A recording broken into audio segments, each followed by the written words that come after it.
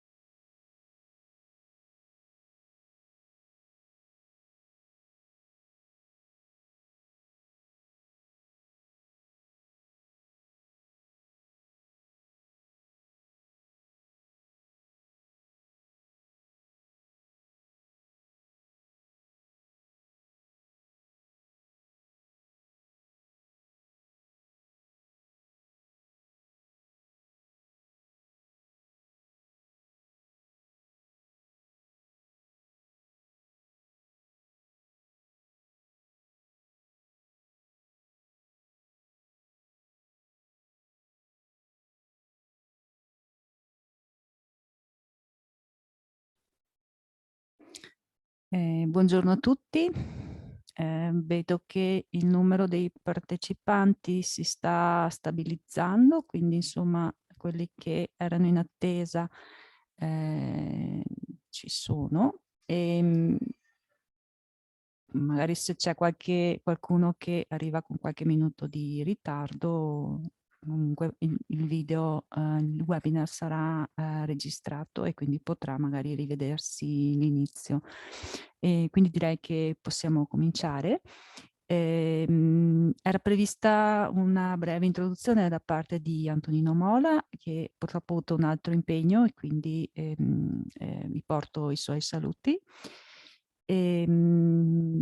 Direi che possiamo già iniziare perché vorrei chiudere, insomma, ho bisogno di chiudere in orario alle 11 per altri incontri che abbiamo in programma. Vi condivido quindi le slide.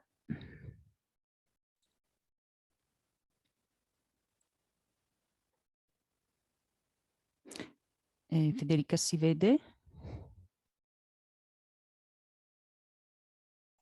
Sì, confermo io che si vede. Sì, sì, Ok, si vede, si vede. si sente bene? Sì, sì, tutto a posto. Sì, sì, Perfetto, si sente. grazie. È perché qualcuno l'altra volta aveva segnalato che non sentiva bene, poi abbiamo verificato la registrazione e nella registrazione insomma l'audio era buono, quindi magari cambiando dispositivo, se uno non sente bene, cambiando dispositivo probabilmente il problema lo risolve anche, quindi può anche magari rivedersi le parti che non ha capito bene in un secondo momento. Alcune indicazioni pratiche. Come dicevo, il webinar sarà registrato, metteremo a disposizione il materiale dell'evento, quindi questa presentazione che state vedendo e anche il filmato della registrazione. Risponderemo a tutte le domande che verranno poste in chat, quindi quelle a cui non riusciremo a rispondere insomma, durante il webinar forniremo la risposta scritta e la pubblicheremo insieme all'altro materiale. I manuali sono già a disposizione, il manuale utente e il manuale operatore, sia per quanto riguarda MyPay sia per quanto riguarda MyPivot. Convocheremo altri incontri, adesso questo è già il quarto incontro, stiamo andando in un periodo di ferie, vediamo insomma se dovessero emergere insomma ulteriori esigenze di approfondimento, non so se in agosto, ma quantomeno a settembre sicuramente ripartiremo con gli incontri di approfondimento. La documentazione è pubblicata online sul sito della MyExtranet. Ricordo i link che abbiamo già illustrato negli altri incontri. Insomma, per quanto riguarda il MyPay rivolto al cittadino, il link non è variato. È variato invece quello per MyPay per l'operatore, per il back office operatore, e il link per l'operatore di MyPivot non è variato ed è sempre mypivot.regione.veneto.it. I manuali aggiornati li potete trovare al link indicato, e per le richieste di assistenza ricordo che è necessario mandare una mail a call.center@regione.veneto.it.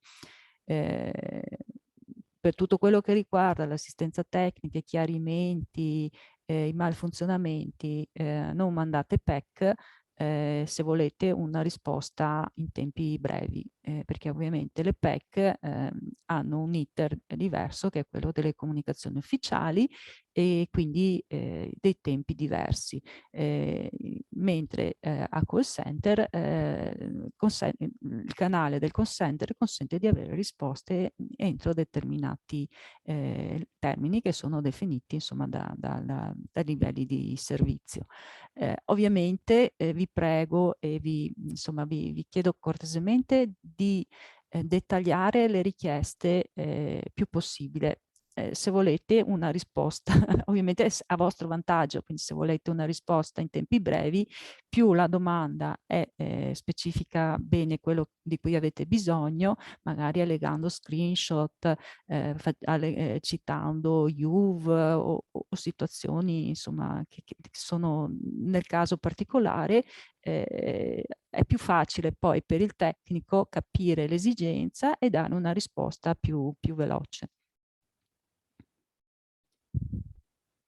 Con la nuova versione ricordo quali sono le novità introdotte. Abbiamo fatto un adeguamento normativo a regole tecniche di Agid e PagoPA, quindi l'accessibilità, insomma una serie di regole tecniche. Stiamo facendo un percorso per adottare le nuove specifiche attuative del nodo dei pagamenti.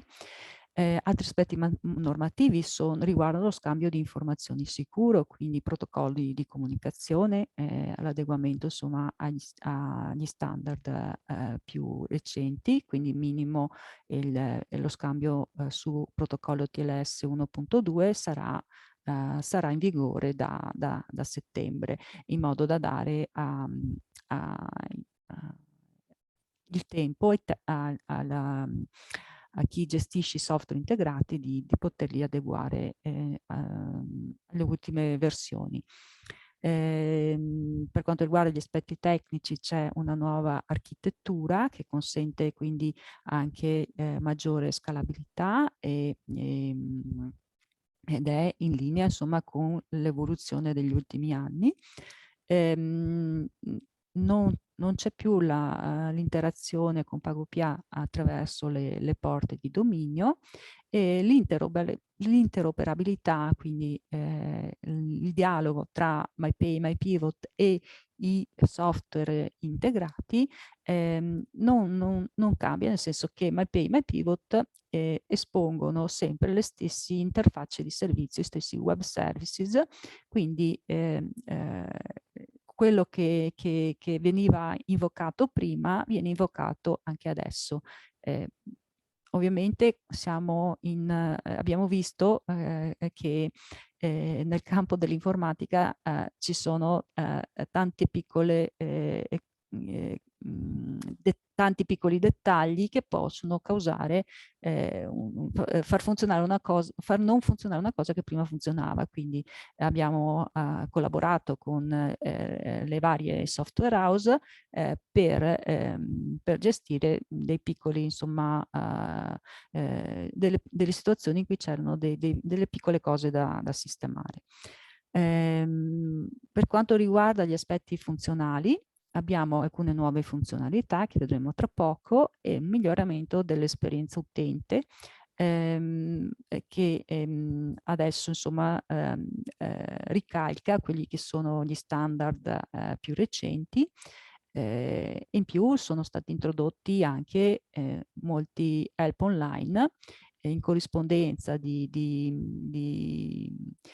funzionalità complesse. C'è l'help online che spiega a che cosa servono. Quali sono le nuove funzionalità integrate nella nuova versione di MyPivot?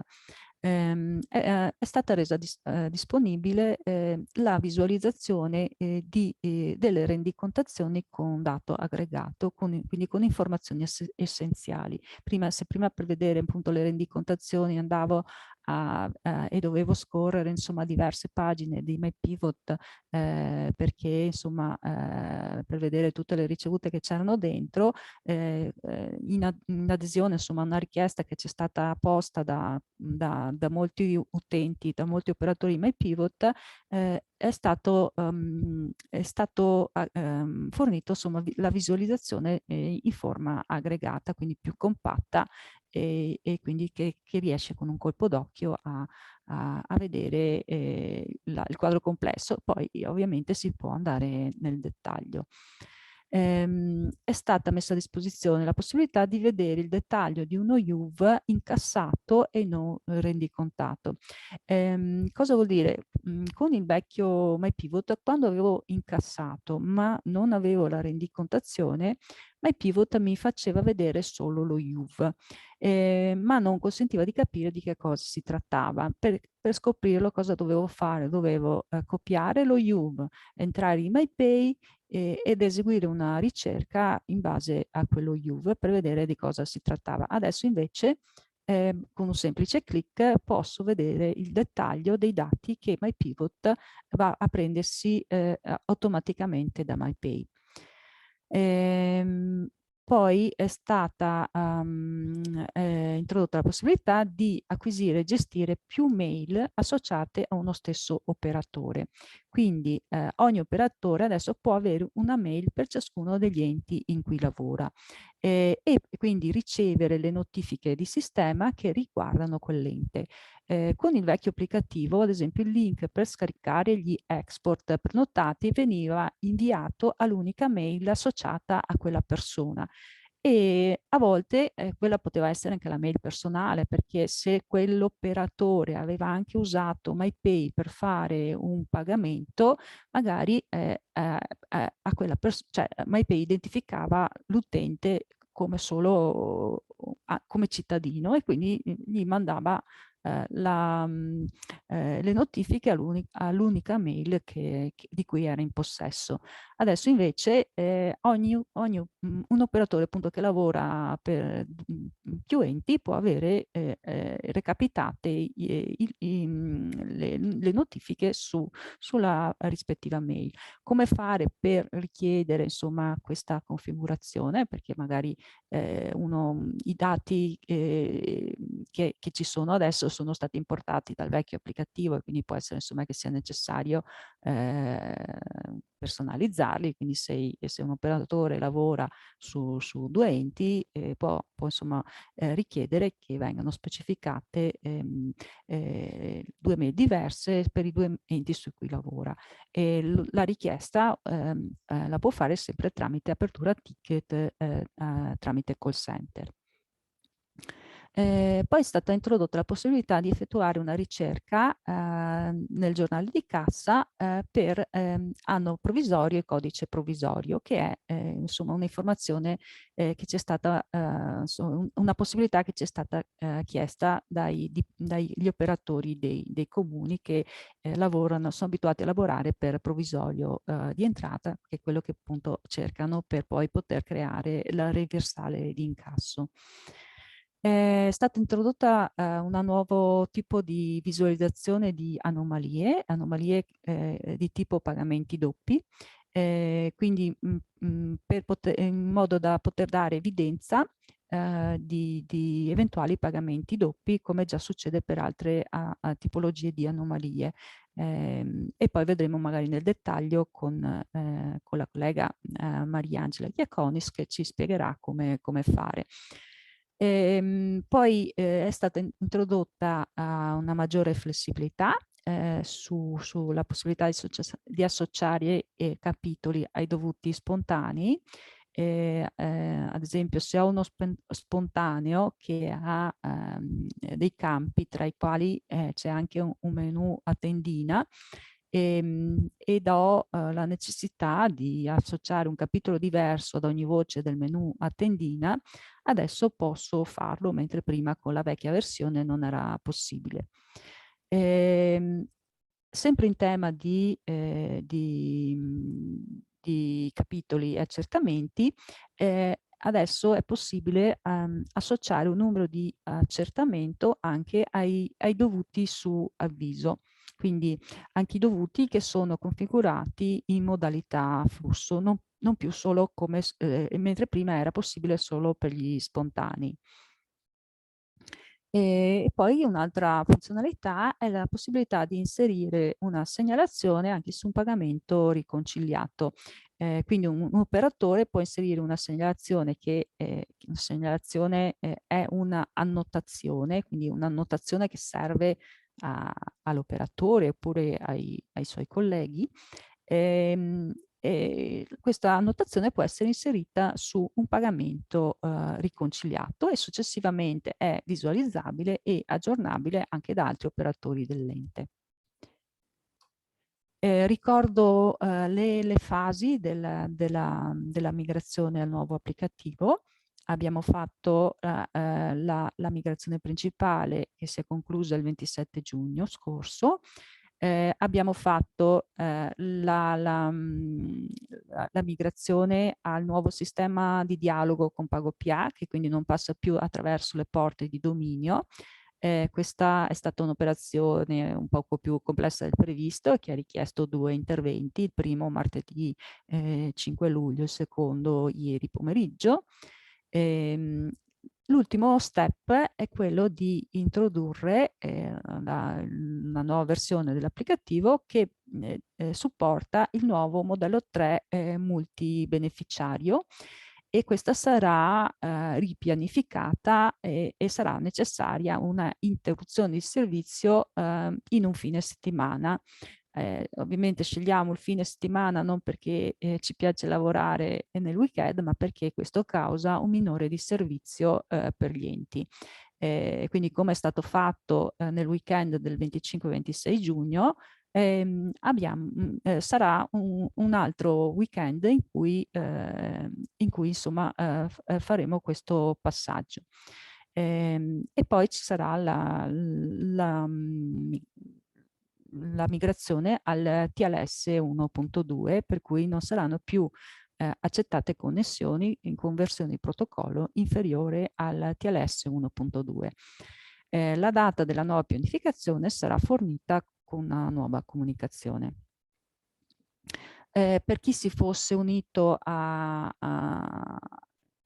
all'incontro, insomma, successivamente, ripeto alcune indicazioni. Il webinar sarà registrato, renderemo disponibile il materiale, quindi sia la presentazione che il filmato online. Risponderemo a tutte le domande e le pubblicheremo con le risposte.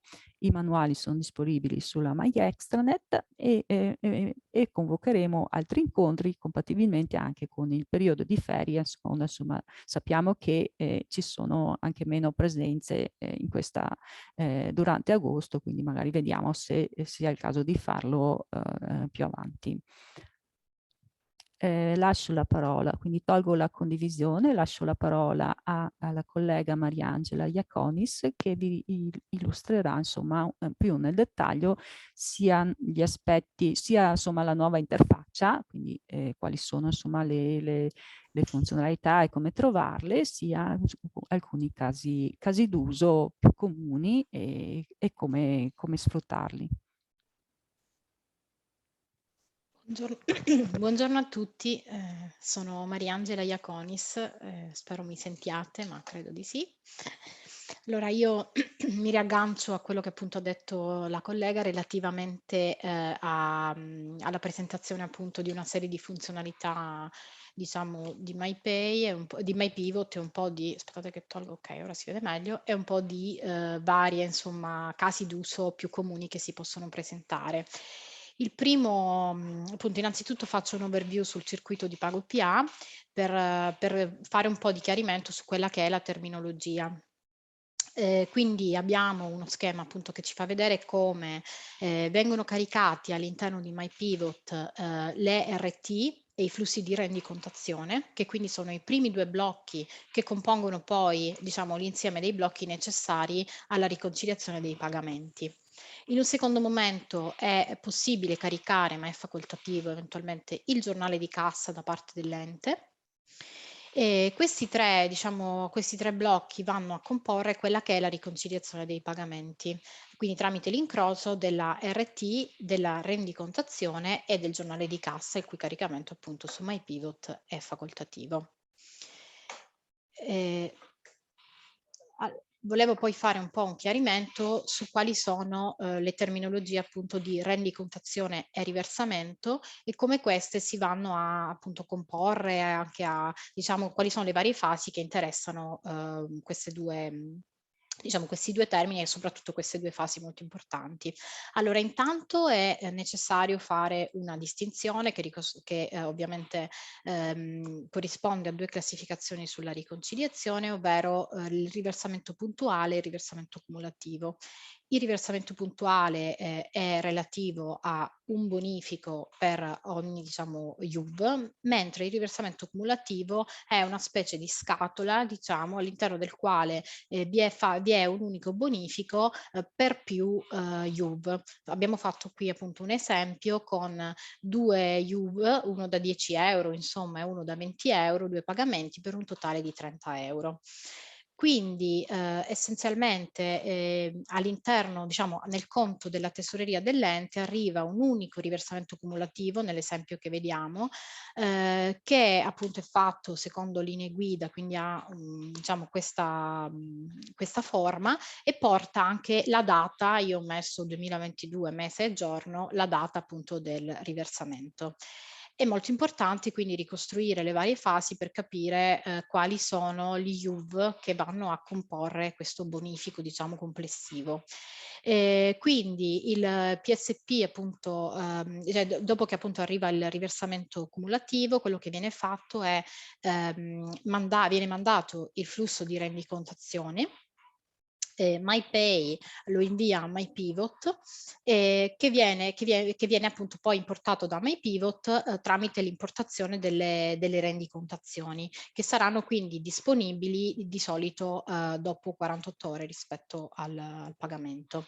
Tramite quindi diciamo, la ricostruzione delle rendicontazioni e dell'eventuale giornale di cassa si può riconciliare il pagamento e quindi ricostruire quello che ho nel conto rispetto a quello che ho ricevuto. La presentazione dei casi d'uso, diciamo, abbiamo fatto una scaletta secondo quelle che sono state le necessità emerse nei scorsi, diciamo, webinar e comunque in generale. Vedremo la rendicontazione PagoPA, le riconciliazioni, il giornale di cassa, le anomalie e poi dei cenni un po' più diciamo rapidi su quelle che sono le statistiche e i flussi di import-export. L'accesso, come ha già detto appunto la collega, non è cambiato, quindi ci si autentica tramite lo stesso link disponibile e ci si autentica tramite una delle modalità appunto fornite dal sistema di autenticazione disponibile. La visualizzazione iniziale diciamo, ha 4 card di primo livello, quindi la card visualizza, la card gestione flussi, la card accessamenti e la card statistiche. E è presente anche un menu laterale che permette di selezionare le stesse voci di primo livello.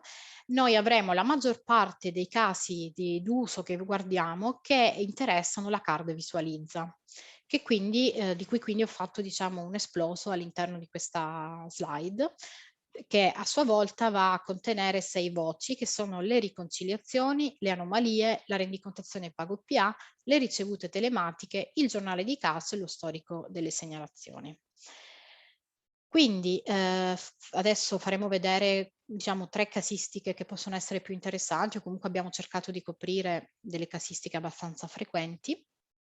Intanto diciamo, premendo appunto sulla voce rendicontazione pago PA è possibile avere a disposizione un filtro che consente di cercare per i di rendicontazione, di regolamento o intervallo di data regolamento ed entrare poi nel dettaglio della rendicontazione che appunto darà una serie di diciamo informazioni che sono appunto il totale dei pagamenti, l'ID rendicontazione, l'ID regolamento, la data ora sia del flusso che del regolamento e quali sono poi gli IUV associati alla rendicontazione con i dati appunto del pagatore e dell'importo e della data.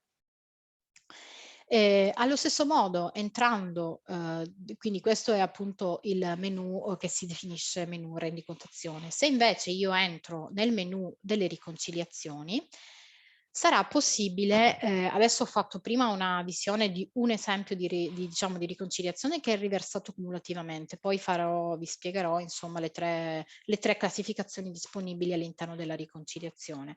Nell'esempio appunto dei pagamenti riversati cumulativamente è possibile, e questo vale un po' per tutti insomma, è possibile ricercare la lista tabellare dei pagamenti con una serie di dati come IUV, IUD, IUR e importo e poi prenotare eventualmente l'export scegliendo la versione del tracciato. Questo vale sia per le riconciliazioni che per le anomalie.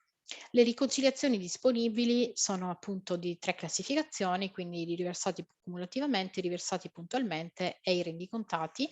E qui appunto è un esempio che ritrovate anche sul manuale di quali sono gli elementi presenti per i riversati e per i rendicontati. Quindi per i riversati è presente la ricevuta telematica, la rendicontazione e l'eventuale giornale di cassa, per i riversati cumulativamente, per i riversati puntualmente è presente la ricevuta telematica e il giornale di cassa, mentre per i rendicontati è presente la rendicontazione, pago PA e la ricevuta telematica.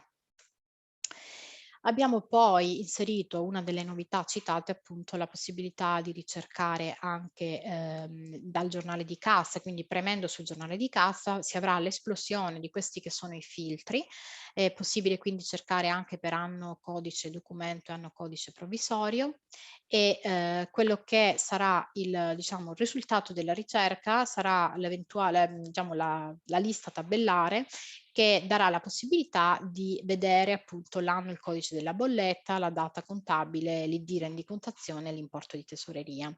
In questo caso è possibile anche diciamo, collegarsi direttamente alla rendicontazione perché è presente una funzione fra le azioni appunto che ove presente fa vedere la rendicontazione. In questo caso appunto vediamo un esempio di rendicontazione con i dati di dettaglio che sono appunto quelli che vediamo appunto relativamente alla rendicontazione pago PA. Chiaramente il dettaglio della rendicontazione è disponibile per i tipi dovuto abilitati per l'operatore che lavora su MyPivot, quindi solo per i diciamo, tipi dovuto a cui l'operatore è abilitato. La classificazione delle anomalie che sono diverse insomma, diciamo abbiamo voluto intanto classificare secondo gli elementi presenti in ogni tipo di classificazione. FDR è diciamo una sigla che ho utilizzato per andare a riassumere in questa tabella il flusso di rendicontazione, mentre GDC è il giornale di cassa. Quindi ho spiegato diciamo, quali sono queste 5 classificazioni. Abbiamo i pagamenti non correttamente rendicontati, che hanno la RT ma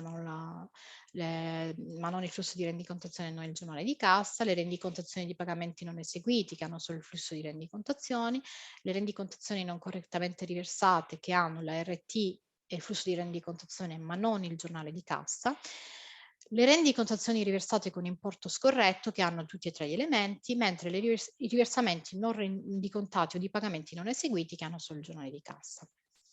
Da queste 5 classificazioni ne ho diciamo tolte 2 da questa tabella perché verranno viste in dettaglio nelle prossime slide, soprattutto quella appunto dei pagamenti doppi che citava la collega è oggetto di un cosiddetto use case che abbiamo pensato di presentare appunto per rendervi più diciamo fruibile la categoria dei pagamenti doppi. Allora, intanto la sesta anomalia che appunto non era presente nella tabella sono i cosiddetti riversamenti di tesoreria sconosciuti, che sono riversamenti nelle cui causali non sono stati appunto riconosciuti UDO UV, hanno una classificazione dedicata, anche in questo caso, in tutti i casi di anomalie è possibile prenotare l'export e vedremo poi dove appunto si vedrà diciamo la prenotazione eventualmente fatta, e anche in questo caso sono disponibili l'importo di tesoreria, il conto, la data valuta, la data contabile e tutta la causale. L'ordinante, l'anno, diciamo, bolletta e il codice bolletta. E anche in questo caso appunto sia questo caso che poi il caso dei pagamenti doppi che vedremo in una slide successiva, appunto è possibile anche per questi due casi prenotare eventualmente l'export. Adesso faccio un salto, diciamo adesso vi faccio un attimo di introduzione su come ho pensato di andare a elencare gli use case, insomma spiegare gli use case. Allora avremo 3 use case. Il primo caso è un caso positivo, ovvero pagamento andato a buon fine, il cittadino appunto ha pagato, diciamo ha una RT in mano, però gli arriva un eventuale avviso di pagamento e bisogna capire, in qualche modo contestualizzare se questi soldi sono arrivati o meno nel conto corrente di tesoreria. Quindi se il cittadino mi presenta diciamo la RT, io avrò una serie di dati in chiaro che qua sono stati, alcuni non li vedete no, perché sono stati magari, ma ci sono. Allora sicuramente posso estrarre lo IUV, l'ID univoco versamento, dalla ricevuta telematica, posso estrarre il codice fiscale del cittadino sotto soggetto intestatario codice univoco e posso eventualmente anche estrarre la data esito del pagamento. Estraendo quindi questi dati è possibile sicuramente andare a ricercare gli stessi dati all'interno appunto dell'applicativo MyPivot. Quindi supponendo che questo, diciamo, questo dato, io ho fatto un esempio di pagamento riversato cumulativamente, posso andare appunto sotto riconciliazioni, pagamento riversato cumulativamente, ricerco lo IUV di cui ho bisogno, della RT, dal ricavato dell'RT, la data esito, eventualmente il codice fiscale appunto del pagatore. Quello che è importante appunto è vedere eventualmente l'aggiornamento dei dati per capire quando appunto il pagamento è arrivato, se è stato correttamente rendicontato, quindi io riesco a capire anche tramite la data dell'esito e la data anche del riversamento se effettivamente questi soldi sono arrivati o meno all'interno del conto di tesoreria. E quindi questo use case che abbiamo appunto cercato di semplificare al massimo, insomma presentare, è un caso di pagamento andato a buon fine e di avviso di pagamento diciamo inviato erroneamente al cittadino. Ci possono essere dei casi in cui ad esempio invece è presente un'anomalia che andremo a fare appunto negli use case di web. In questo caso, ad esempio, io ho un pagamento che invece appunto non è stato correttamente rendicontato. Quindi se voglio capire, sempre avendo diciamo eventualmente la RT in mano, voglio capire come ricercare il pagamento, sempre con i dati in chiaro della ricevuta telematica, quindi il codice fiscale del pagatore, l'eventuale anagrafica o lo IUV, riesco a diciamo ricostruirmi sicuramente la presenza della ricevuta telematica fra i pagamenti non correttamente rendicontati. Questo perché avviene? Perché nel momento in cui mi arriva un cittadino e mi dice no ma io guarda che ho pagato, diciamo ho una RT, vado a cercare fra i pagamenti riconciliati, quindi use case 1, e non riuscirò a trovare, diciamo, supponiamo di non riuscire a trovare nelle riconciliazioni il pagamento. Per questo motivo devo pormi il problema che il pagamento sia appunto andato, diciamo, sia un'anomalia e quindi ad esempio non sia stato rendicontato, non mi sia arrivata la rendicontazione. Se trovassi la RT all'interno di questa classificazione dei pagamenti non correttamente rendicontati, quello che posso fare è di solito appunto contattare PagoPA per farmi rimandare la rendicontazione o in automatico oppure tramite, viene mandato di solito appunto diciamo un tracciato che deve essere poi eventualmente caricato tramite l'import flussi su MyPivot.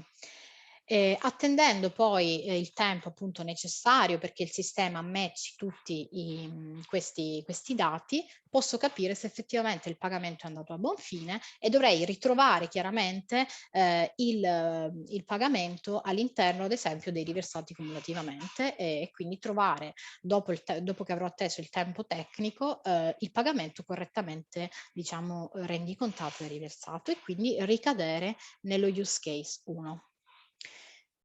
Abbiamo poi pensato appunto di spiegare, cioè di includere all'interno di questo webinar una seconda anomalia che è appunto lo use case 3, che è quella novità appunto di cui parlavamo prima, ovvero la novità dei pagamenti doppi. I pagamenti doppi possono avere una definizione un po', diciamo, abbiamo intanto pagamenti eseguiti 2 volte da PSP differenti, quindi con relativa rendicontazione, ma un caso molto frequente è che ci sia la stessa rendicontazione e che vengano, diciamo, registrati 2 codici, un codice 0 e un codice 9, quindi un pagamento andato a buon fine con i relativi dati e un pagamento non andato a buon fine. Attualmente quello che viene fatto nella pratica è che Regione contatta appunto, eventualmente monitora questi pagamenti doppi, contatta gli enti e appunto notifica quali sono i casi di pagamenti doppi e come appunto tenerli sotto controllo. Grazie appunto a questa nuova funzionalità, dopo un periodo magari di monitoraggio relativamente insomma breve, di affiancamento, che questa cosa può essere fatta in autonomia dall'operatore dell'ente, perché l'operatore dell'ente potrà in autonomia sotto anomalie andarsi sia a vedere quali sono i pagamenti doppi, ricercarsi eventualmente, come ho fatto io l'esempio, lo IUV che è in chiaro, insomma è mostrato nella ricerca tabellare, e cercarlo, ad esempio, fra pagamenti rendicontati, andare a vedere qual è anche eventualmente l'ID della rendicontazione, in modo da capire insomma, qual è la storia di questo pagamento e eventualmente se fosse stato, se è da stornare o piuttosto insomma capire qual è il trattamento da riservare al pagamento o all'eventuale incassato doppio. Quindi diciamo in questo ho un po' concluso quella che è la parte di presentazione degli use case che secondo noi coprivano le casistiche più frequenti. Abbiamo poi una funzionalità appunto di statistiche che non è variata, nel senso che più o meno a livello di funzionalità sono sempre le stesse statistiche, quindi totali ripartiti per uffici, totali ripartiti per capitoli, totali ripartiti per tipi dovuto, totali ripartiti per accertamenti e per anno, mese e giorno. Io poi adesso ho riportato un esempio, ogni statistica avrà la possibilità di selezionare dinamicamente quelle che sono le colonne da mostrare nell'import, sì, nella statistica, chiedo scusa, e anche la possibilità di selezionare per anno, per mese, giorno o per giorno, dipende appunto dal tipo di statistica e di cercare appunto i dati. Abbiamo poi l'import e l'export dei flussi. Allora, l'import dei flussi è possibile tramite appunto una maschera dove si sceglie il tipo di flusso, si seleziona il tracciato, il file e si carica il file. Dopodiché, dopo aver atteso il tempo che il sistema elabori l'importazione, si può vedere appunto il tipo di flusso che è stato caricato tramite il nome, tramite la data di caricamento e anche lo stato del flusso, quindi se il caricamento appunto è andato a buon fine o meno. E allo stesso modo è possibile prenotare l'export di un flusso appunto tramite una sezione di ricerca e si possono ricercare i flussi perché appunto è stato prenotato l'export e eventualmente appunto vedere quello che è stato esportato e come aveva detto appunto Marisa arriverà una notifica sulla mail insomma dell'operatore. Dopodiché è possibile anche, diciamo, è stata introdotta la possibilità di inserire una segnalazione sui pagamenti riconciliati. La segnalazione non è un, diciamo, ticket, anche se viene chiamata segnalazione, in realtà è la possibilità di inserire una annotazione interna che io come operatore voglio inserire per un altro, comunque per lasciare una traccia all'interno del mio pagamento riconciliato. Posso aggiungerla tramite la aggiungi segnalazione dei risultati di ricerca tabellare. Posso aggiungerla tramite il dettaglio e verrà poi eventualmente abilitato il cosiddetto storico di segnalazioni, che mi fa vedere, diciamo, la lista delle annotazioni che vengono fatte dai vari appunto utenti, operatori che lavorano, insomma. Ecco, questo è, e quindi questa è appunto dà la possibilità di tenere un po' la traccia di quello che si vuole annotare sul pagamento riconciliato. Grazie, avrei finito e grazie per l'attenzione.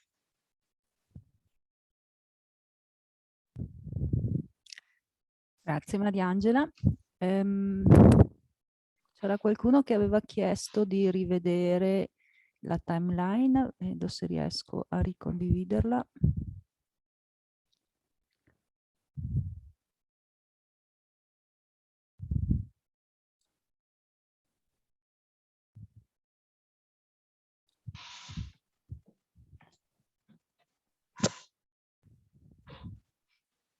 Ok, si vede, Simone?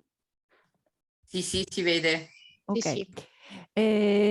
quindi ricordo la timeline delle modifiche all'applicativo. Le fasi già trascorse sono il passaggio al nuovo MyPay con cambio dell'interfaccia grafica che è stato fatto nel weekend del 25 e 26 giugno, e quindi il 27 siamo partiti col nuovo MyPay e MyPivot, ovviamente sottinteso.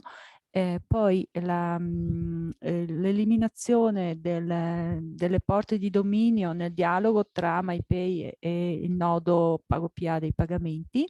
Le porte di dominio sono state deprecate da PagoPA, e per fare questa operazione, insomma, sono state necessarie 2 interventi, martedì 5 luglio e giovedì 14 luglio. Le prossime date sono relative alla nuova versione, insomma, del software, che consentirà di gestire il nuovo modello 3 multibeneficiario, cioè quello che consente di gestire, ad esempio, il famoso un unico avviso per pagare la Tari e la Tefa. Quindi il cittadino con un unico avviso potrà fare un unico pagamento, e la parte relativa alla Tari andrà al comune, la parte relativa alla Tefa andrà alla provincia. Quindi questo sarà un altro intervento importante che necessiterà di un'interruzione di servizio che sarà fatta in un periodo quindi di poco utilizzo, che è quello del fine settimana. E la data, insomma, deve essere, siccome era previsto per il prossimo weekend, ma abbiamo avuto necessità di rinviarlo, e quindi appena sarà definitiva la data, ve la comunicheremo ovviamente con un congruo anticipo.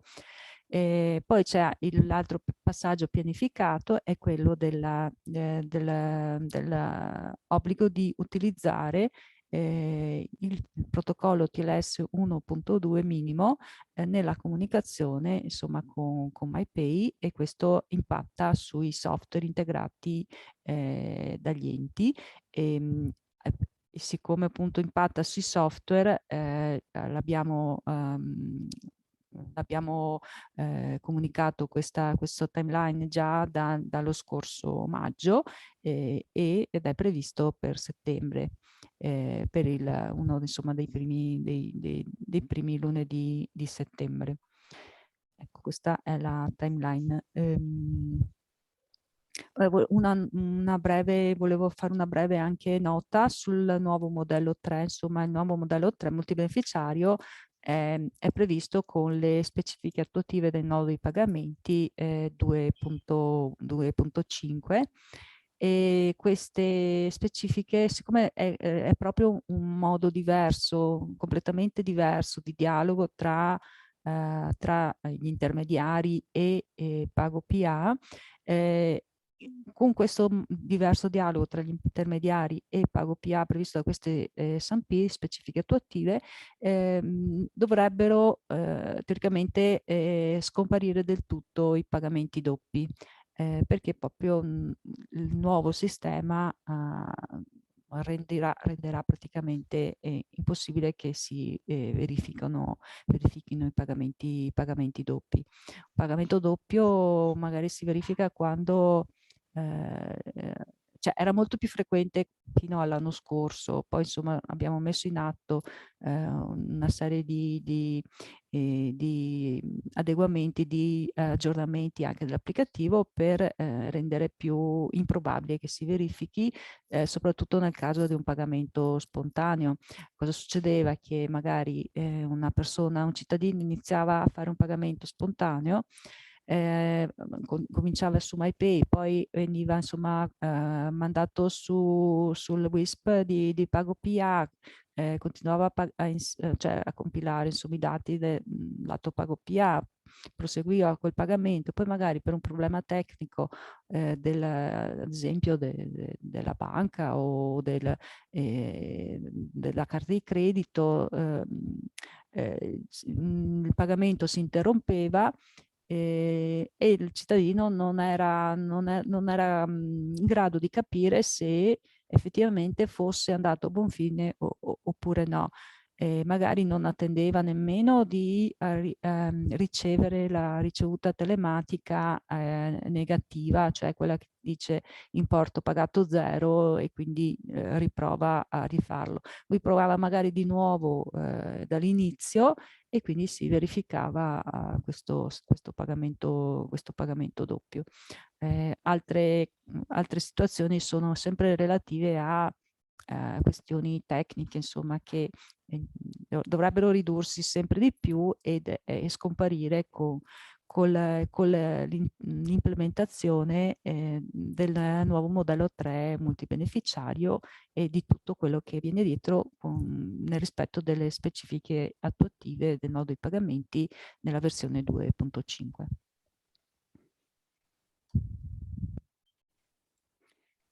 Quindi abbiamo una decina di minuti, volevo un po' fare il punto su alcune domande.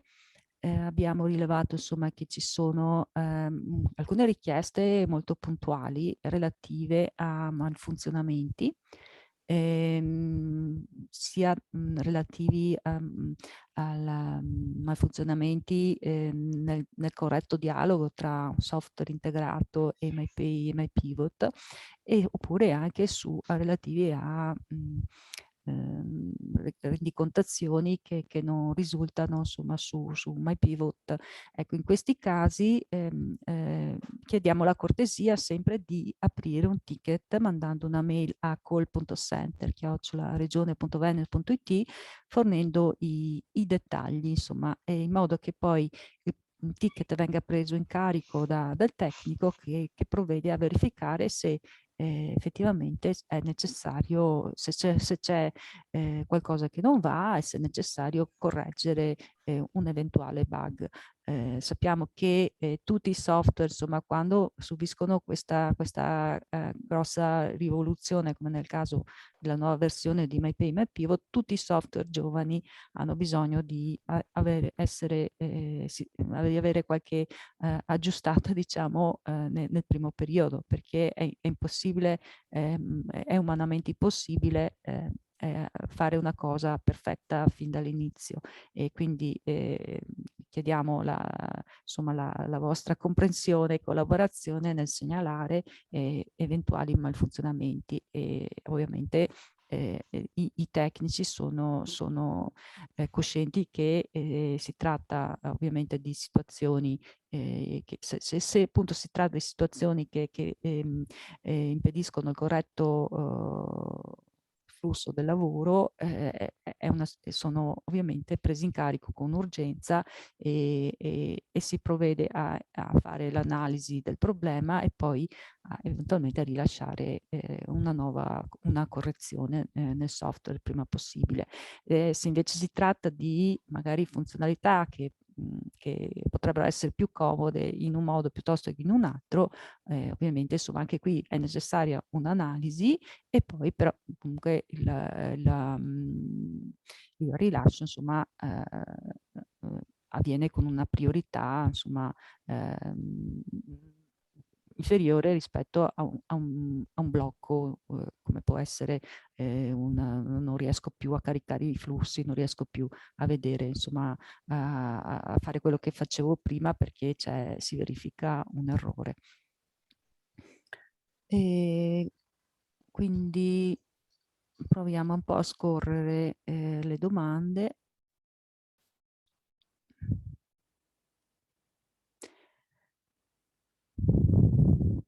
Qualcuno dice appunto che non riesce più a visualizzare i pagamenti di alcune giornate.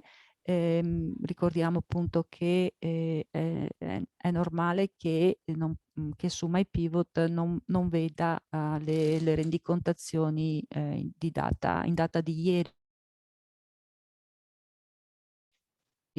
perché su MyPivot ci aspettiamo, insomma, le rendicontazioni dovrebbero essere disponibili entro 2 giorni dal pagamento, per cui se oggi mi aspetto che le rendicontazioni siano presenti quelle fino al 13 luglio e se così non è necessario aprire una segnalazione mettendo tutte le mandando una mail a call.center@regione.veneto.it e soprattutto allegando tutte le informazioni necessarie per fare le verifiche, quindi in particolare screenshot, insomma, o altre cose, insomma, i dati che consentono di capire più velocemente possibile come risolvere il problema.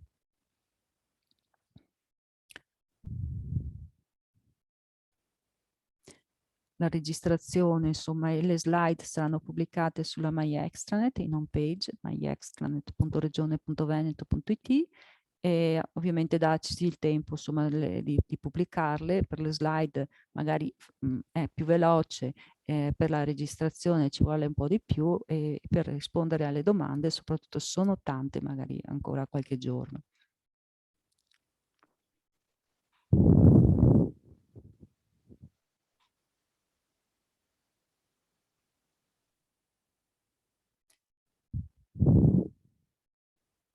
Poi ci sono, vabbè, c'è una domanda che non riguarda specificamente MyPivot, ma riguarda MyPay. Nel caso in cui l'ente emetta un avviso di pagamento, ma questo non esegue il pagamento tramite PagoPA, ma con bonifico direttamente alla tesoreria, gli avvisi rimangono aperti in MyPay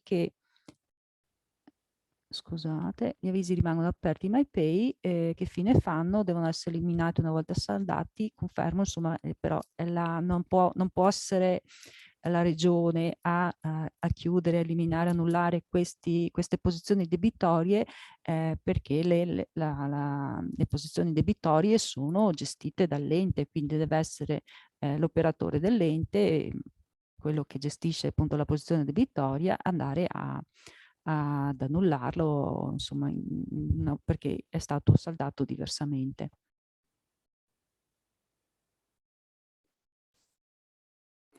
Poi c'è una domanda che non mi è molto chiara, ma però poi magari se la collega o il collega la collega apre il ticket magari spiegando nel dettaglio e allegando qualche screenshot, possiamo anche capire meglio l'esigenza dell'ente, capire se si può fare uno sviluppo per portare qualche miglioramento. La domanda è la seguente: mancano ancora i totali dell'importo della rendicontazione contabile, bisogna ricostruirlo per avere l'evidenza dell'importo non rendicontato per singolo provvisorio. Quindi sì, qui se cortesemente magari la collega fa uno screenshot indicando di cosa ha bisogno, poi magari proviamo a lavorarci.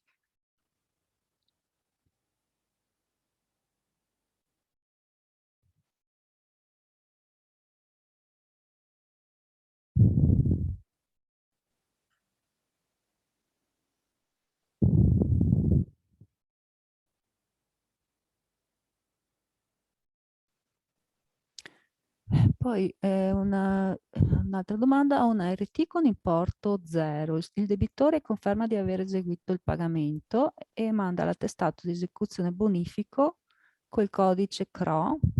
Come posso verificare l'effettivo versamento? E qui sembra proprio un caso d'uso di quelli che aveva illustrato Mariangela, quindi andare con i dati della ricevuta a verificare i MyPIUT. Però se l'importo è zero, la ricevuta è negativa, vuol dire che per quella RT il pagamento non è andato a buon fine. Poi magari ce ne sarà un'altra che fa riferimento allo stesso IUV ed è da capire insomma se effettivamente quella ha un importo corrispondente a quello che c'era da pagare e quello che appunto il cittadino ovviamente risulta pagato. Poi appunto testato di esecuzione di un bonifico è da capire se effettivamente ha fatto il bonifico dentro, cioè il bonifico se non è fatto con CIBIL mi pare strano che sia un bonifico che rientra nel circuito pago PA, quindi potrebbe anche essere che abbia tentato un pagamento che non è andato a buon fine e quindi magari poi ha versato fuori dal circuito pago PA facendo un bonifico se era a conoscenza dell'IBAN dell'ente. Ecco, quindi c'è un po' da fare questo approfondimento seguendo un po' le istruzioni che ha dato Mariangela prima quando ha illustrato il caso d'uso.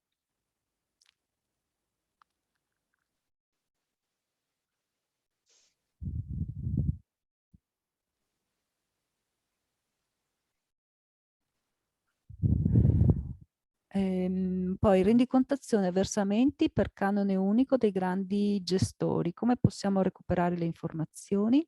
Qui mi sembra che allora questi versamenti sono gestiti direttamente da PagoPA, non passano da MyPay. E PagoPA ha fornito istruzioni su come fare. Se non ricordo male, mi pare che abbia detto che se non è cambiato qualcosa, che manda alla ricevuta telematica via PEC all'ente. Bisognerebbe un po' verificare sul sito di PagoPA se ci sono aggiornamenti in tal senso.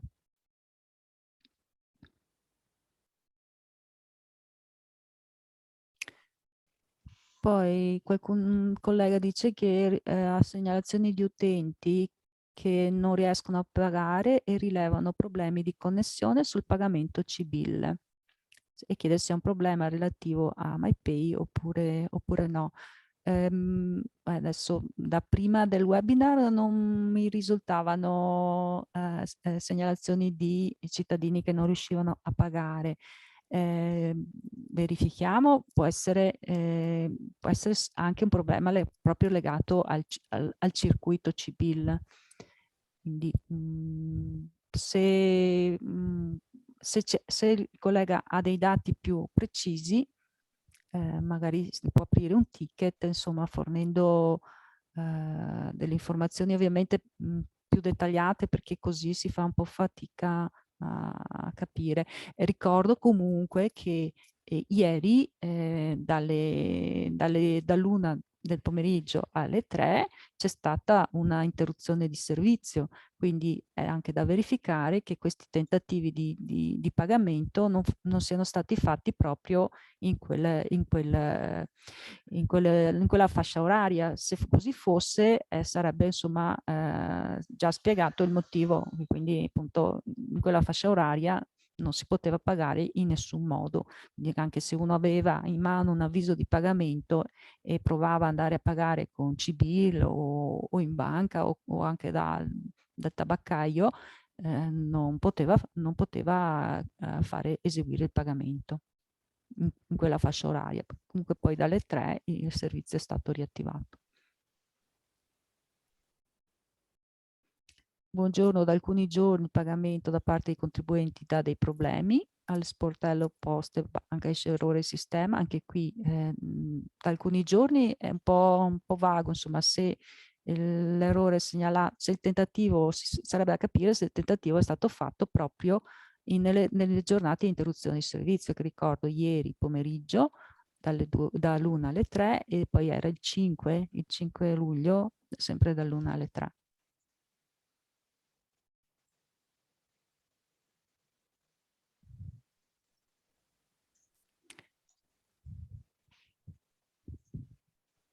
La possibilità, un'altra collega chiede se la possibilità di abbinare capitoli e accertamenti diversi allo stesso dovuto può essere fatta in autonomia dall'operatore dell'ente.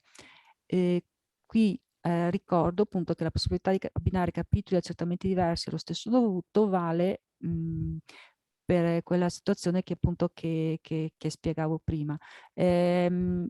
Teoricamente può essere fatta in autonomia, praticamente direi che è meglio rivolgersi all'assistenza perché è necessaria una configurazione molto tecnica e quindi è meglio aprire un ticket, insomma, e chiedere questa attività.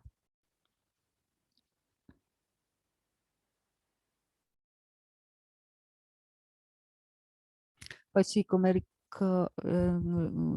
ricorda Simone, mi pare che non so se ha risposto solo a una persona, la settimana scorsa ci sono stati alcuni problemi che però sono stati risolti e quindi appunto se ci sono gli utenti che segnalano queste possibilità di pagare, invitateli insomma a riprovare e segnalateci insomma se ci sono casi specifici.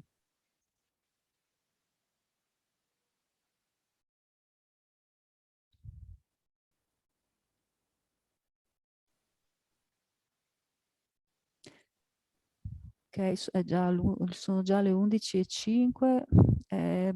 Qualcuno chiede, mi ricordate l'indirizzo su cui scrivere? L'indirizzo per l'assistenza è call.center, call.center, @regione.veneto.it.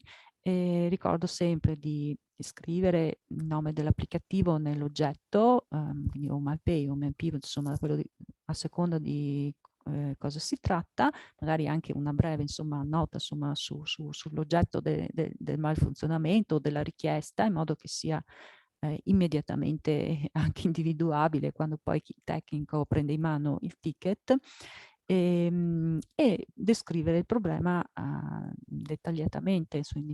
Più informazioni date, più veloce insomma, sarà l'individuazione, spero, insomma, del problema. Di solito, insomma, più facile sarà per il tecnico capire qual è il problema o l'esigenza e più veloce sarà la risposta. Ok, se Mariangela e Simone insomma non hanno altro da aggiungere, appunto ricordo che purtroppo causa insomma impegni sopraggiunti, la necessità di chiudere in orario il webinar.